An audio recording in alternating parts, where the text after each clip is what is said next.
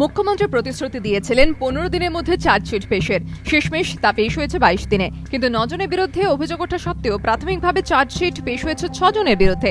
CID সূত্রে খবর, রক্তের নমুনা এবং ডিএনএ পরীক্ষার রিপোর্ট এলে বাকি 3 অভিযুক্তের বিরুদ্ধে চার্জশিট পেশ করা হবে। এই চার্জশিট অবশ্য বিচারের আশায় থাকা কামদুনির বাসিন্দাদের ক্ষোভ আরও বাড়িয়ে দিয়েছে। মৃতার পরিবার এখন প্রশ্ন তুলছে, অভিযুক্ত হওয়া সত্ত্বেও কেন চার্জশিটে 3 জনের নাম নেই? দ্বিতীয়ত, তাদের অভিযোগ ঘটনায় প্রায় 3 সপ্তাহ কেটে গেলেও তারা এখনো ময়নাতদন্তের রিপোর্ট হাতে পাননি। কামদুনি কাণ্ডে মৃত ছাত্রের ভাই দিন জানিয়েছে, এই ঘটনায় কাউকে আড়ালের চেষ্টা হলে তারাও আইনজ্ঞদের পরামর্শ নেবেন। চার্জশিট তো আমরা এখনো পাইনি, প্লাস দেখিওনি, কোথায় কি করেছে সেটাও আমরা জানি না। শুনছিলাম যে 154 পেজের একটা চার্জশিট এরকম একটা শুনছিলাম।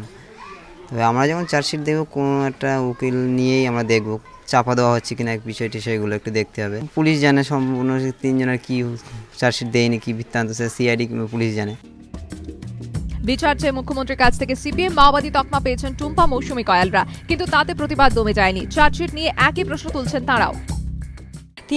3 জন অভিযুক্তরা তো মূল, ওদের নামটা এখনো কেন দেওয়া হলো না? চার্জশিটে ওদের নাম নেই কেন? এই নিয়ে আমাদের একটা মনের মধ্যে ক্ষোভ রয়েছে। আর আমাদের গ্রামে যে মহিলাগুলোর নাম দিয়েছেন, এটা পুলিশ সম্পূর্ণ ভুল এটা করেছে। সিআইডি তদন্তে পুরো ভুল রিপোর্ট এটা।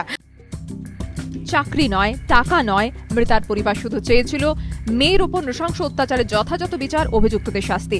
কিন্তু এখন চার্জশিট পেশের পর তাদের আশঙ্কা কাউকে আড়াল করার চেষ্টা হচ্ছে। তাহলে সত্যি বিচার মিলবে তো? কামদুনির আকাশে ঘনাচ্ছে সেই সংশয়ের মেঘ। প্রকাশ সিংহ, সমিত সেনগুপ্ত রিপোর্ট, এবিপি আনন্দ, কলকাতা।